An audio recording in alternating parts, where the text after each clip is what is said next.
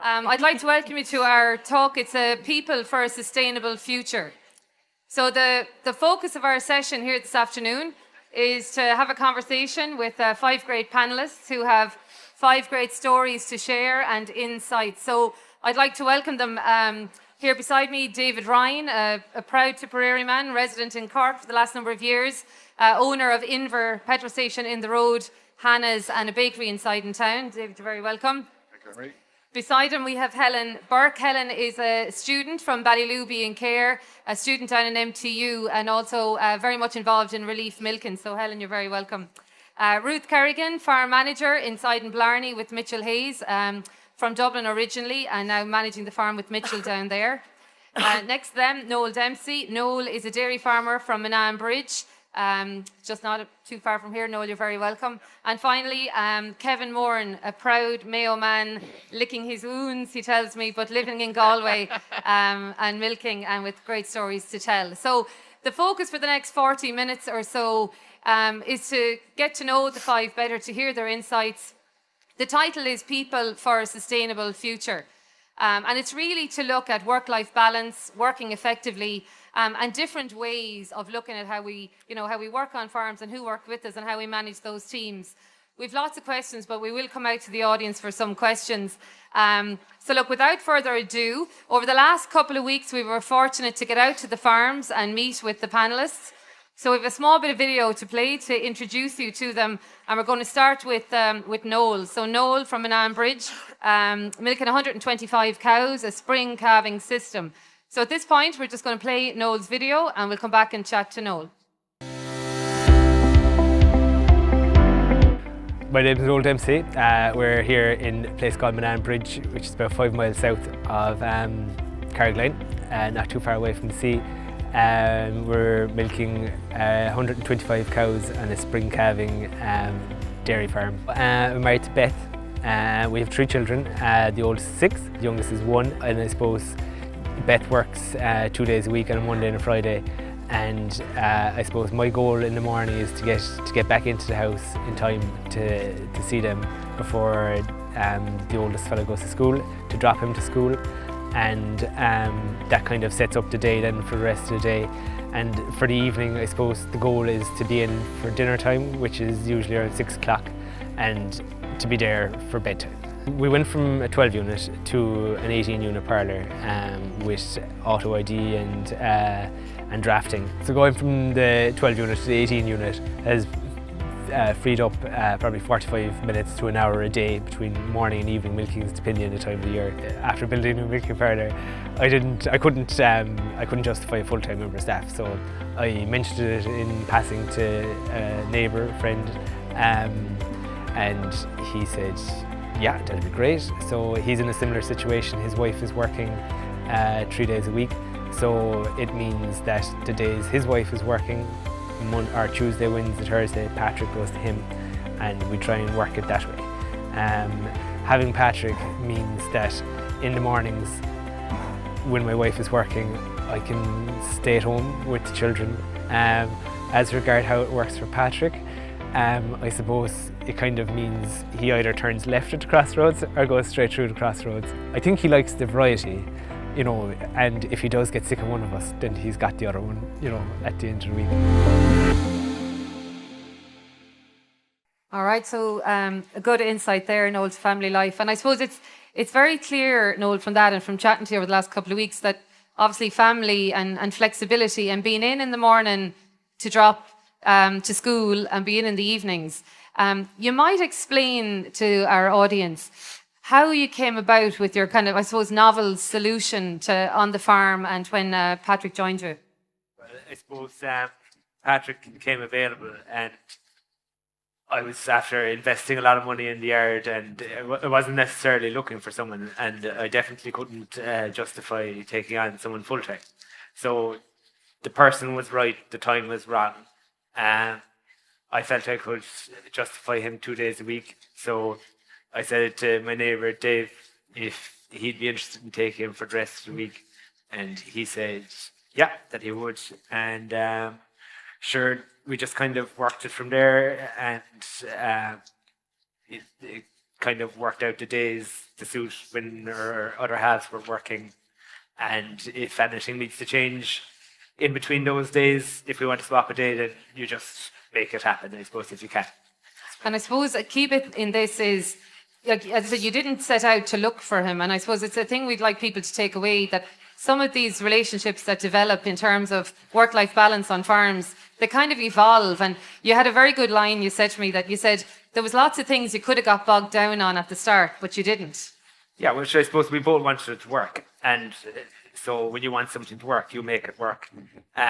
If someone needs him for a different day, then unless you've got a very good reason, you say yes, and you say yes unless you've got a genuine reason not to.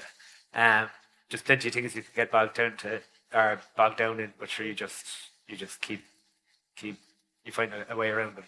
So you had put in the new parlour. Then I suppose this relationship development. So he's with you Monday and Friday. Yes. And with the neighbour, the 3 days. Yeah, 3 days. And if either one of us go on holidays, then he comes to whoever's on holidays full time, and we work out the days at the end of the year, and it works. Yeah. Yeah. There is, and look, it would have came through in the video there, how important it is for you to get in the mornings. Just tell us a little bit about that. Just being in the morning, making that, I suppose, make the system work, that you can be in for breakfast and drop your son to school. So I suppose it's all about a routine, really. So I suppose you start milking pretty much at the same time every morning. The cows are on a backlash, so they're in the yard in the morning when they go down. You milk the cows, lock it back out, and it's breakfast time. And you just keep to the same routine. You do the same thing every day, and everything else fits in around milking time then. Very good. Milking time's the last job. That's it. Job done. Gate closed. Yeah.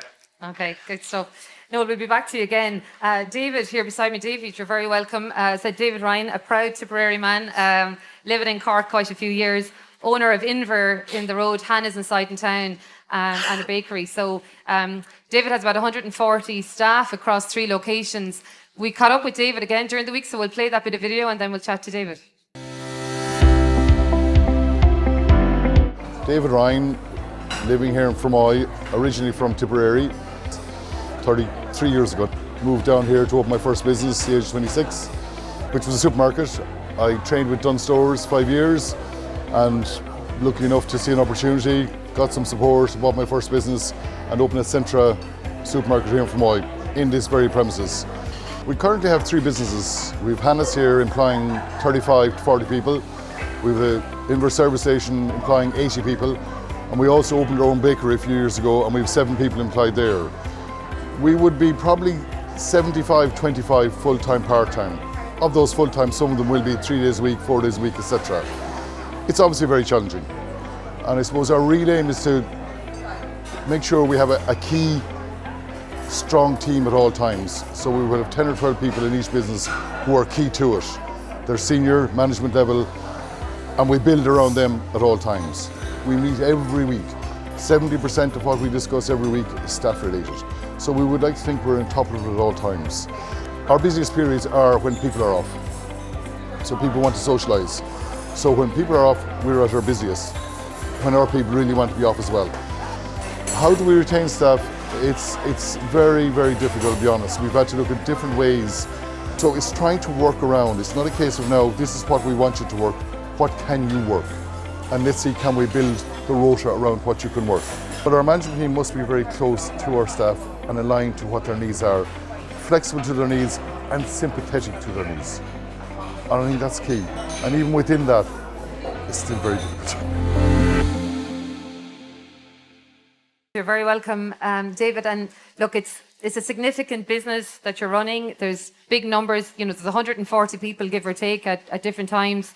75% full-time, 25 part-time. And I suppose today for us it's to look at, while it's a different sector, a different industry, the challenges are very similar. So you might tell us or share with us, what you've learned over the last 30 years about, changes in maybe employee behaviour and retaining employees. Thanks, Anne-Marie. I suppose at the outset I want to say I am also from a farming background. I've milked cows, fork beds of hay, sat at the top of a hay barn with an elevator coming at me with bales of hay, drawing silage. So I do know, right? So before I joined on stores, that's what I was doing. So I know I'm here in a different context, but I get the problems some of the lads have. Interestingly, just by chance, over the weekend, 3 of our staff handed in their notice. Not unusual in our business, we turn over staff, the nature of what we do. But I took it on myself just to go to the 3 staff, just to see, because it was coming today. 3 students, 3 of them with us over a year. 1 student has got a position with somebody working online. She can work from home. She's doing some study as well, so it suits, she can drop in and out. 2nd student is going travelling, has saved up some money over the last year with us, going travelling. 3rd student has saved up some money, is taking time out. So I think that sums up in a nutshell the change over the last 30 years. That wouldn't happen when I was growing up. It wouldn't have happened 20 years ago. It's a totally different mindset. And I suppose you go back when we started in 1990, it was very easy. It was no problem. We had 4 staff starting. It was very easy to get people.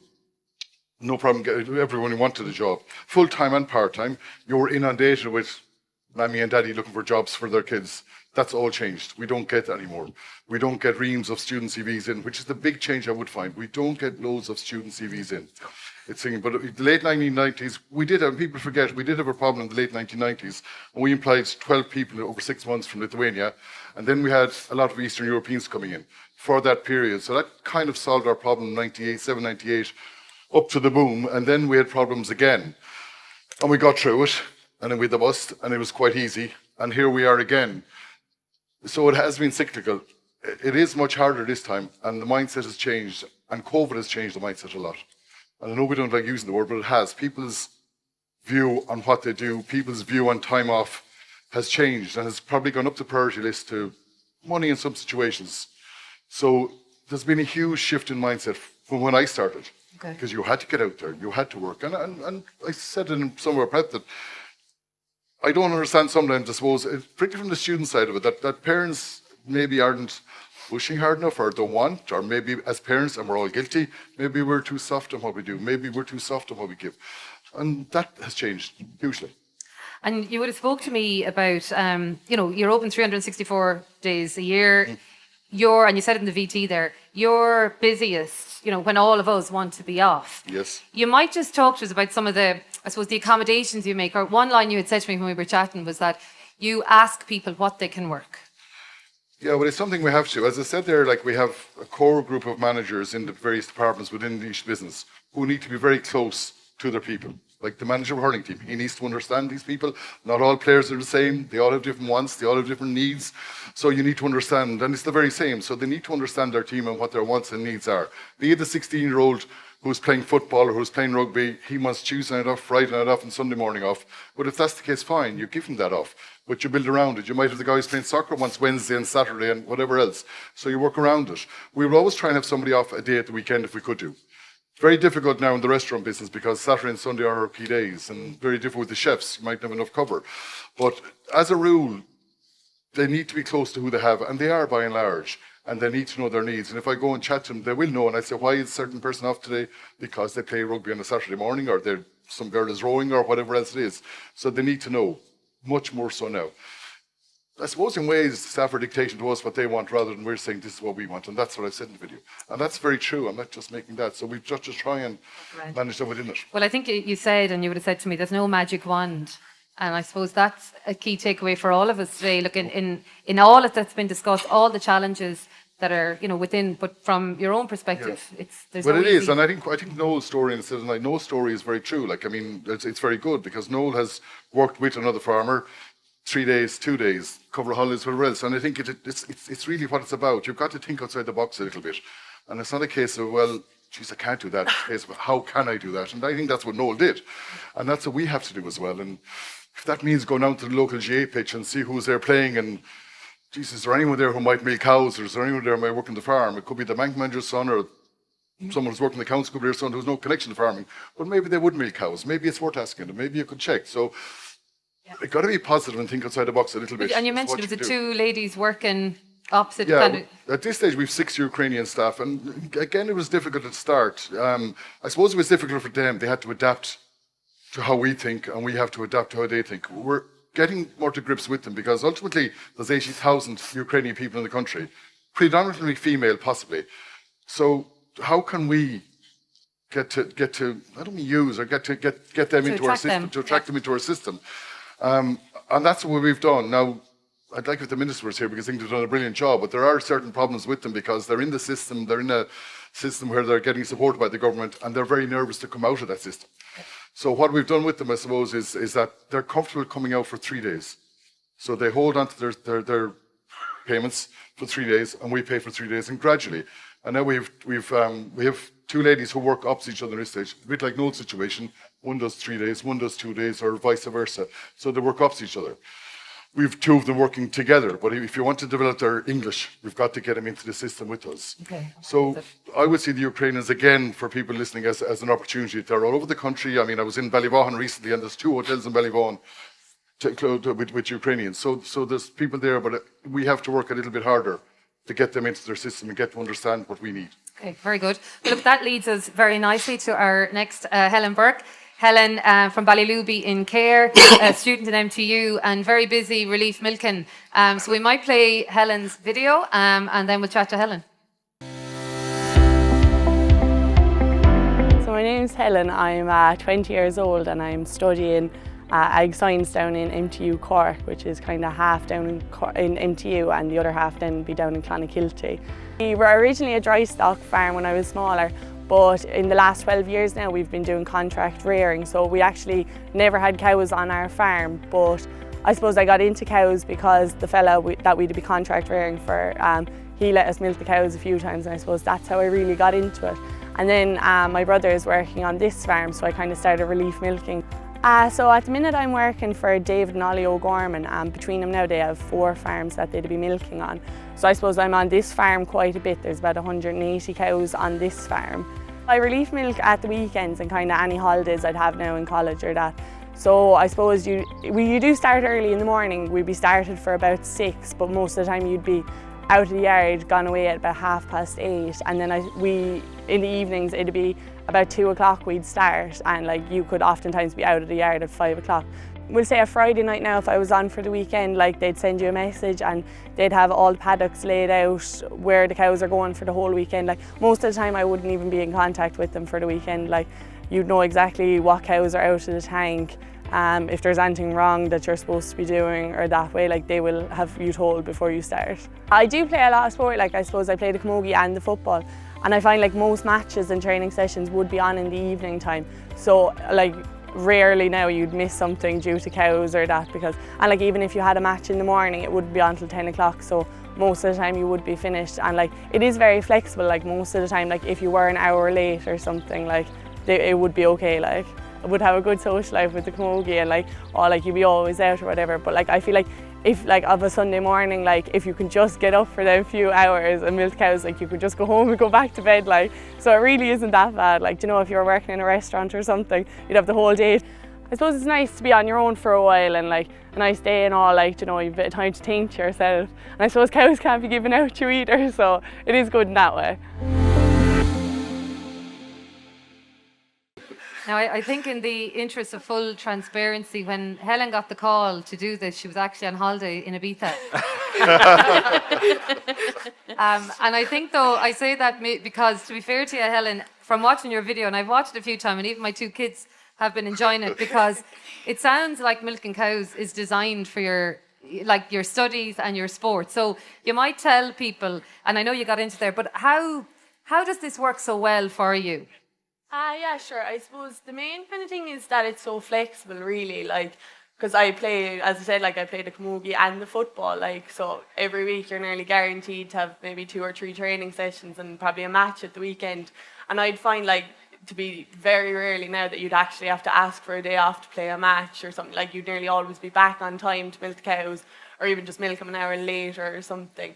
And I suppose, yeah, I'm down in college then as well in Cork, so that'll be full time. So it's nice to be able to come home at the weekend, you know, and you can like still do your job, and like you'll still have time for sport, and like I can still go out and all at the weekends, like, and you know, like you'll still make the money that your friends will be making from working a full day in a restaurant or something that way. So it does work very well for me and my lifestyle, I suppose. And you mentioned, like, to be fair, you were talking about kind of a peacefulness of it, which, to be fair, for a 20-year-old who's busy out, like you kind of said, you enjoy being there, and you know you're out in the nature, you're in good weather, and it's a classic line: cows don't give out to you.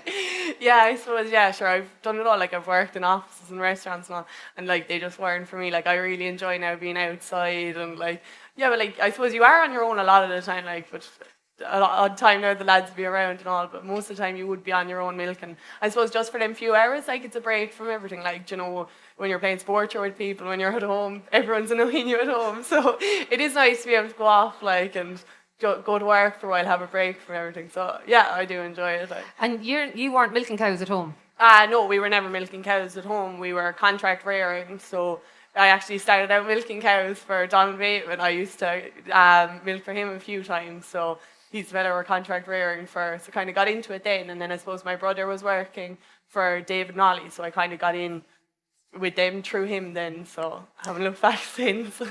And you mentioned to me there's friends of yours who are, like, they're milking girls as well, who are, you know, busy at weekends and holidays milking. Yeah, I'd be very good friends now with a girl down in college. I say she's sitting down there now and all, but she'd be the same. Like, she'd be flat out milking cows at the weekends and all, and she does it all as well. Like, she'd go out at the weekend, she can enjoy herself, and like, I don't think she'd change it either. Like, she loves it as well, so we're kind of in the same kind of boat.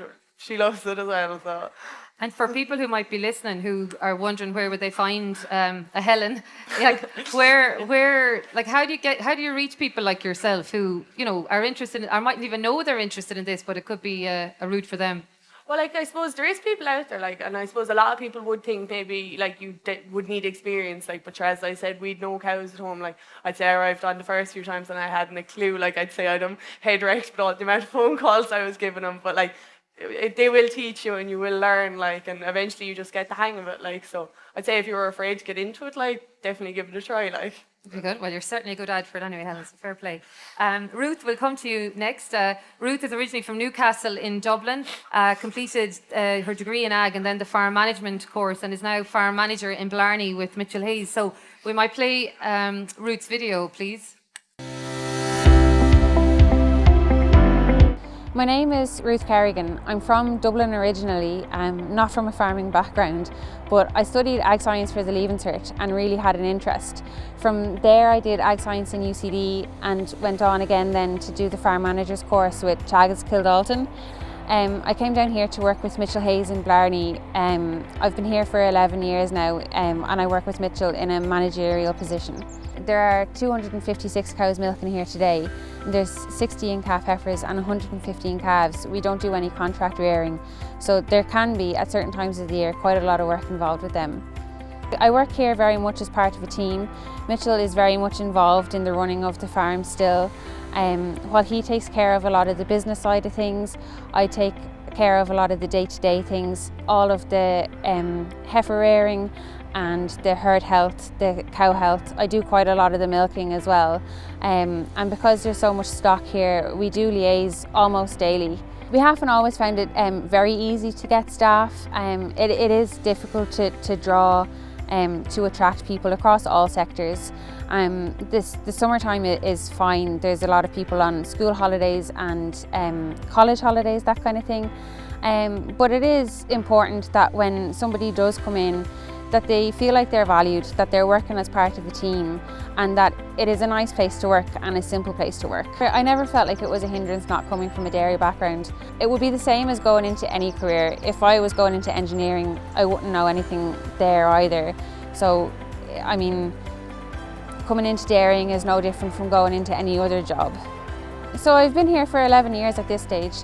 I always thought that I was a home bird, that I'd end up in Dublin, but I actually ended up marrying a neighbour here. My position currently is ideal just for the time of my life that we're entering into. We're going to have a baby soon, and the job that I'm in just offers me exactly the right type of flexibility that I want. Okay, so you're very welcome, Ruth, and congratulations. Exciting few weeks ahead, so well done to all. Ruth, you might just tell us very briefly there. So I said you're not from a farming background, and I think you put it really well there. You said if you were going engineering, you wouldn't have had to come from an engineering background. So you might just tell us about your route into where you are now. Yeah, so filling out the CAO, I knew I was interested in agriculture, and I decided that I might as well pursue something that I had at least a base interest in. So I didn't go to UCD necessarily knowing that I wanted to farm, but I went there anyway, and they did have on-farm work experience. And when I did my dairy placement with UCD, that was it. I loved cows. I loved all the practical side of it. I liked working with animals. I liked being outside. I couldn't see myself in an office or doing anything like that. So I pursued then the farm manager's course. I was in the first year of that, and was placed in Cork and have been there ever since. Very good. And it's I suppose you talked to me. It's a simple system, but a system that you said has good relief milkers coming in. So you might tell us a little bit about, I suppose, the importance of that and how simple the system is to facilitate relief staff coming in for milking. Yeah, so we in the springtime we probably have 90% of the herd calving down in 6 weeks. We would utilise a lot of weekend relief milk in the spring and in the summer as well. We have probably 4 young fellas. They're all very busy. They're going to music festivals, a week in Portugal here, a week with the lads there, that kind of thing. So between the 4 of them, we have the summer fairly well covered. Mitchell's father is with us still, but he's just taken some time out from the parlour when he can. So to have relief there for that as well it is a 2-person parlour. So we kind of do always need relief knocking around. Okay, but I think, and you mentioned to me when Mitchell is putting the ad together, he recently or in recent times added experience not essential. Yeah, absolutely. Experience not essential. Out of the 4 relief milkers that are with us currently, I don't think any of them had milked a cow before coming to us. And someone coming not from a farming background, they can be very willing. You don't want to be biased against anyone, we can provide training. We can provide whatever training is needed to whoever is coming in. But I suppose it's another example of maybe how we might think you need someone who knows what they're doing, but really you don't. Mm-hmm. Yeah, everything is fairly straightforward. Yeah, very good. Okay, well, we'll be back to Ruth. And finally, we moved to the west of Ireland. We moved to Kevin Moran. Kevin is milking a significant herd in the west. Kevin, before we chat to you, we're going to watch your bit of video from earlier in the week.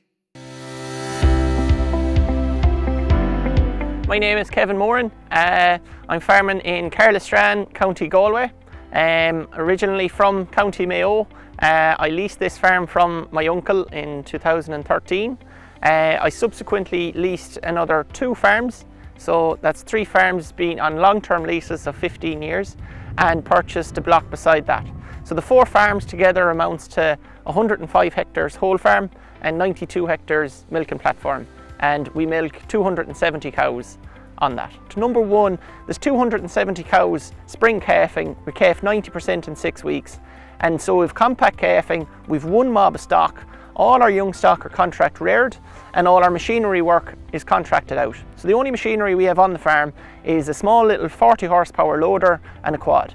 So by contractors coming in doing all the fertiliser, the slurry, the silage, even the feeding, that lifts a lot of workload off of us.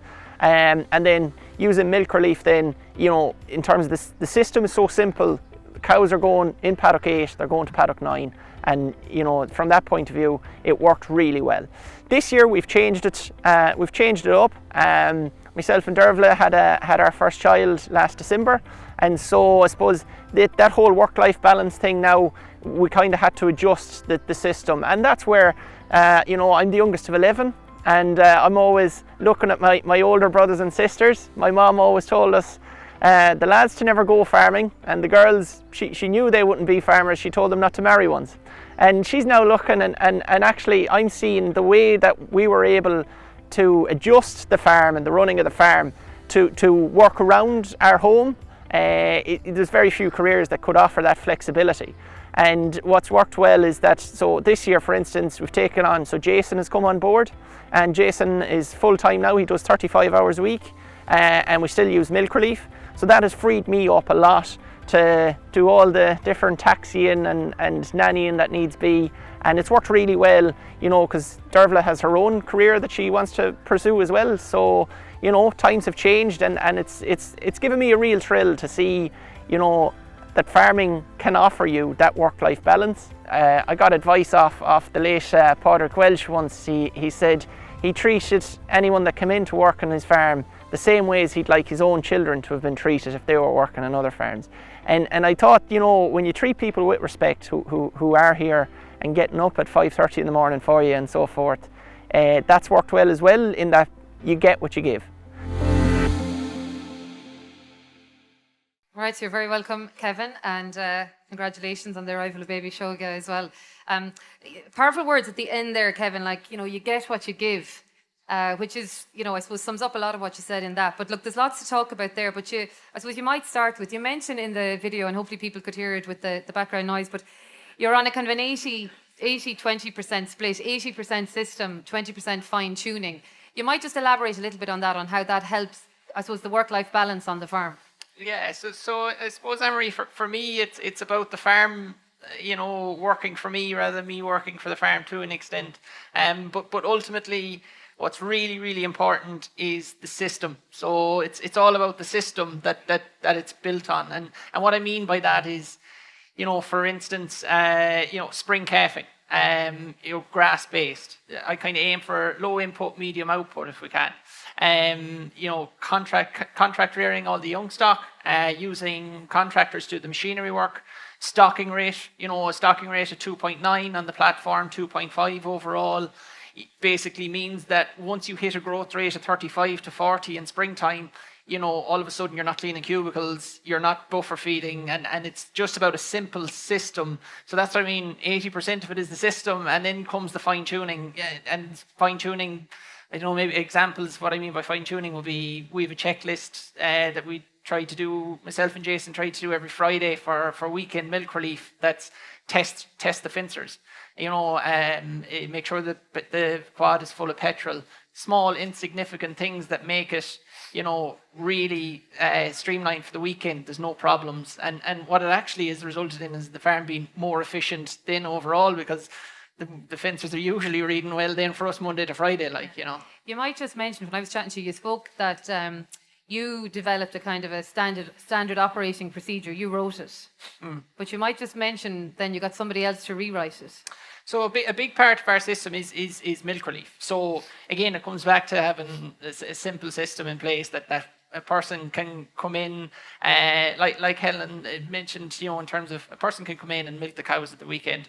And I done an SOP in terms of, say, the 35 different steps involved from once you drive in the gate until you're driving out the gate in terms of milking the herd of cows. And, you know, it didn't have the success that I thought it would. And Katie, who milked for us for years, I said to her one evening, I said, you know what? I'll milk, you go into the office there, and I want you to write the SOP in your eyes, because when Katie came on board, she'd never milked a cow before. And it was a completely different language in terms of reading the SOP the way that I wrote it versus the way that Katie wrote it. You know, an example was at the end of milking, when you want to purge through the milk and empty the line, I said, press the air purge. Katie said, press the green button on bale 43. Do you know, and it was an eye-opener for me that my language was difficult to decipher, like, you know, for the people who aren't used to it. Yeah. Again, in full honesty, you're the youngest of 11 and I'm an only child, so I can't begin to imagine that. But look, your mum had some great advice there about, you know, maybe don't marry a farmer and don't become a farmer. But you might just speak very briefly, like, you know, it's very clear from your video how, you know, life has changed since baby Shoga arrived. But the flexibility you have that maybe some of your brothers and sisters who don't have in their career. Yeah, you know, I found it funny, Anne-Marie. So when I was growing up, my home was very similar to a lot of ours in that, I suppose, my mom was probably the stereotypical Irish mammy who looked out for us all and so forth. But my dad would have worked extremely hard, and she thought that farming was 7 days a week, 18-hour days. And that's, she didn't know any different. And I suppose she was adamant when we were growing up, go get a good job and you know, go to college and all the rest of it. And I did that, but I was still adamant, you know, I wanted to be a farmer, but it's been a real thrill to prove her wrong, because she's now actually, so she was adamant when we were growing up, don't be a farmer, don't marry a farmer. And when I now look at my brothers and sisters, and we've all sorts of different occupations, you know, lawyers, solicitors, bankers, scientists, you know, contractors, the works across the board, and I genuinely don't believe that any of them have the flexibility as what I have, and so much so that my nephew, who lives in Donegal, is coming to farm with me for 2 weeks during the summer, and he said that Granny told him that he should consider becoming a farmer. So you know, she's gone full circle now. Yeah. Mission successful.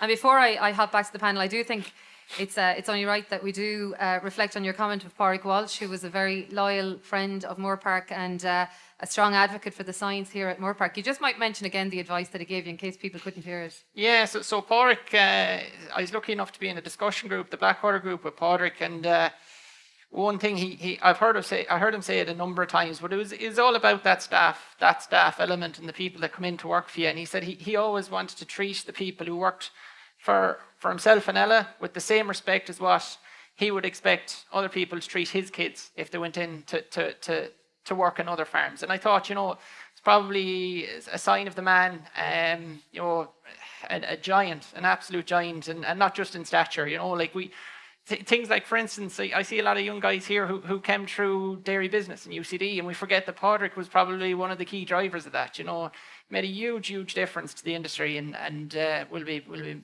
sadly missed. Yeah, absolutely. Yes, Digger of Nanham. David, I might come back to yourself on the back of that. You know, you mentioned in your video about, you know, management have to be close to staff and aligned with needs, but you mentioned that like 70% of your time goes into HR, I'll call it in the wider sense.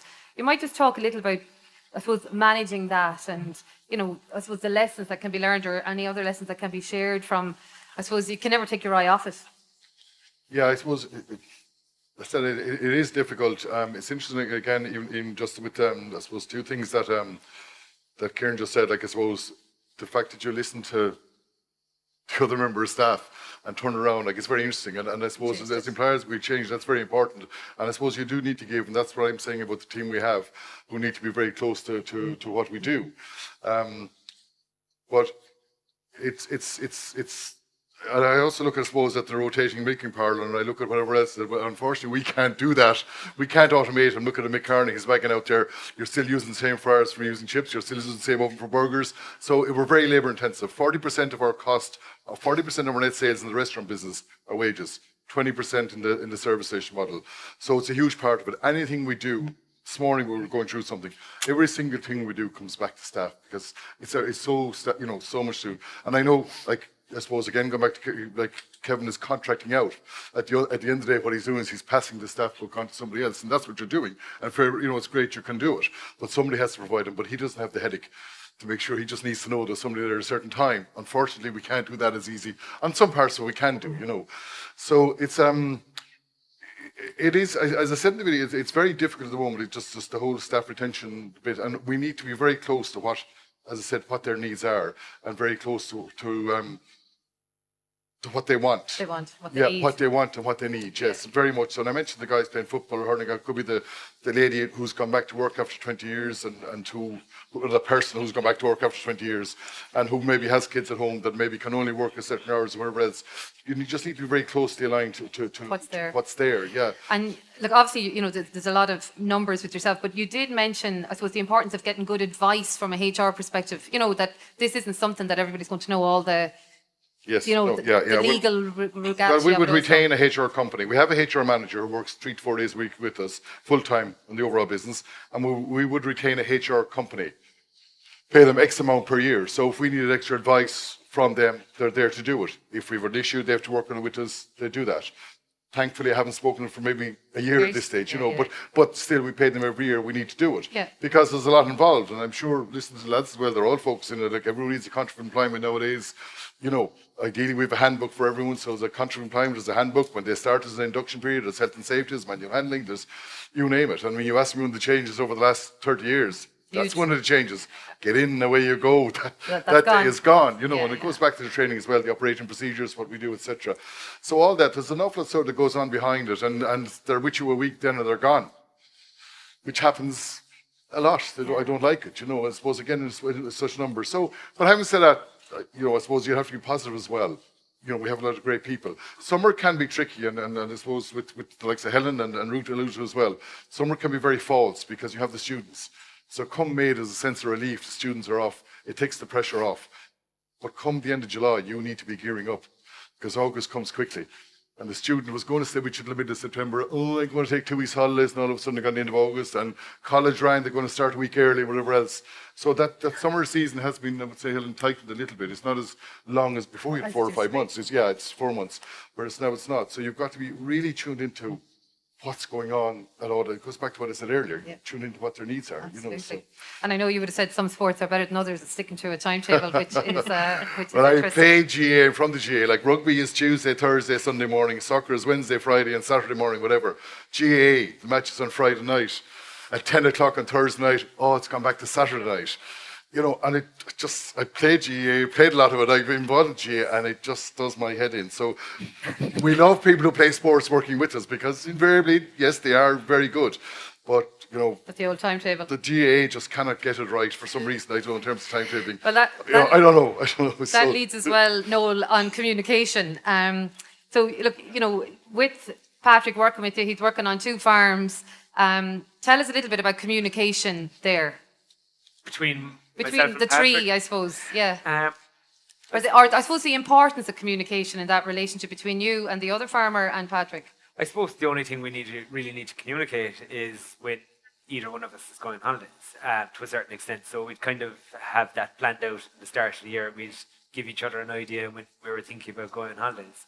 And I suppose if for some reason we need to swap a day or something of week, then you just pick up the phone and ask David. Usually Patrick generally doesn't mind going wherever.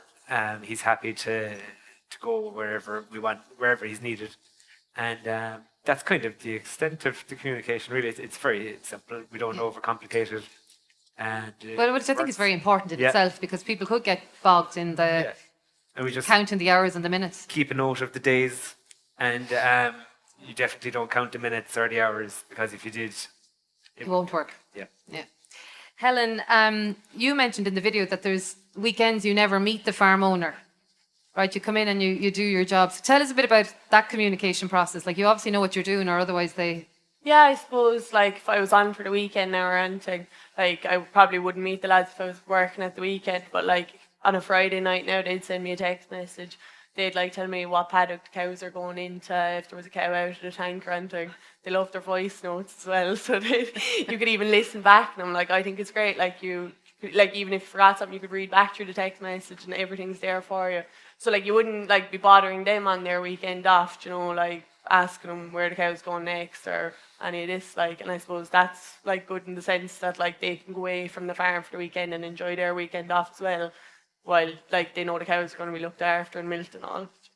And you mentioned, like, we were talking about, standard operating procedures earlier. You were saying to me, even though you're on the farm a couple of years, you'd still throw an eye. Yeah, like, even I found, like, there on one of the farms there'd be, like, a list, like a checklist to make sure all this is done. And, like, I've been there long enough now that I'd know, but, like, the odd time you would give a glance at it just to, like, have I done this, that, and the other thing, like. So I do think that's good to have, like, as well. Like, even for someone coming in, like, if you had a list made out of everything that's to be done, and, like, it makes things very easy for a person coming in. Very good. Ruth, I mentioned baby, congratulations, it's due in October. So an exciting time. From a communications perspective, tell us a little bit. You've already had this conversation with Mitchell about, I suppose, getting to appointments, but also for your upcoming maternity leave. So just in terms of appointments and stuff, I have my own calendar laid out in the dairy, just so that everybody knows when I'm going to be there, when I'm not going to be there. I have my days that I have appointments marked on that calendar. It's been very easy to make it between the doctor and the hospital and all that kind of thing. It's been quite easy to make it to all those appointments. And in terms of maternity leave, I mean, I've been working with Mitchell for 11 years now. He's known a long time that my plan has been to start a family. So it hasn't come as a shock to him. The plan for maternity leave is fairly simple. I'll be taking the 26 weeks. There'll be a top up on my salary there with the maternity benefit, and we've identified a finish date and tentatively not a return date, but we've spoken about that tentatively, and kind of I've been quite lucky with my pregnancy. It's been fairly straightforward and easygoing. But the planned finish date, we know that that's all going well, and that things could change. Yeah, but you're feeling good. Yep, feeling great. Yeah, very fit, I'd say, anyway, from all the going, like, yeah. Kevin, from a communication perspective, you mentioned to me that you make your roster kind of a month out. You might just tell us a little about that from a communication and figuring out who's available, a bit like David's point between the rugby and the hurling and the soccer. Yeah, well, I suppose we find that we got to keep a number of milk relief kind of on the rosters, because you do have a certain element of turnover. But basically we do it at a month at a time. So the week, I suppose around the 25th of each month, we'll do a roster for the month ahead. And a week before we do it, we'll text into the WhatsApp group and say, can everyone let me know the dates you're not around? And we'll build it around that. And for the next month then ahead, you outline week by week who's milking morning, who's milking evening, and the tasks we want to do each week. And the tasks we want to do each week is mainly myself and Jason that obviously will do them. But just, I suppose, in terms of that foresight, and you can plan around that then as well if you've anything, if you're away or whatever. And obviously everyone else then has the dates they're unavailable on in before the rota's done, like, you know. But communication works the best, yeah. Yeah, absolutely. Keeps yeah. it going. Yeah. We're coming near the end of the session. Any questions for people, or comments, or clarifications? I suppose before we come towards an end, look, I suppose the key thing that's coming through from all speakers is the importance of work-life balance, the importance of, you know, the values that people hold dear to them, and that prioritisation. And I suppose right across the panel, we're getting a flavour of, you know, what works in different scenarios, but really, I suppose, how things can present themselves without you really looking for them. I suppose one final one, Noel, before we come, you know, you would have mentioned to me the importance of discussion groups. And look, we often talk about discussion groups and the importance from a technical, but you might just talk about what you mentioned to me from a social perspective also, and its value. Well, I suppose just to take a step back, in a previous life I would have worked in a different industry. I worked in the construction industry. And one of the first things I would have learnt in that life was the importance of a network. And one thing that the discussion group allows is a very valuable network of like-minded people that you can access if you want to. And you know, farming, I suppose, could be a very isolating job if you wanted to. But I suppose if you have a group of people like you might in a discussion group, then you can pick up the phone to, or, you know, that I think that's important, and that you can see that that's pretty much it in a nutshell, really. And same with you, Kevin, like the groups have been really important in terms of all elements of your farm development, social and, you know, economic and everything. Absolutely, yeah. Without a shadow of a doubt. And I think, you know, particularly as a young person getting in, you know, we say that we learn from our mistakes, but there's no reason why you can't learn from others' mistakes as well, you know, and save yourself the cost of them. But yeah, without a shadow of a doubt, I'm lucky enough to be in the Blackwater group, and I'm in a local, the Fardloss group locally as well. And for instance, tonight we're staying as a group, the Fardloss, we're staying in Limerick, and we're going to look at a farm tomorrow. So sure, look, the social side of it is a big part of a discussion group for sure. Yeah, absolutely.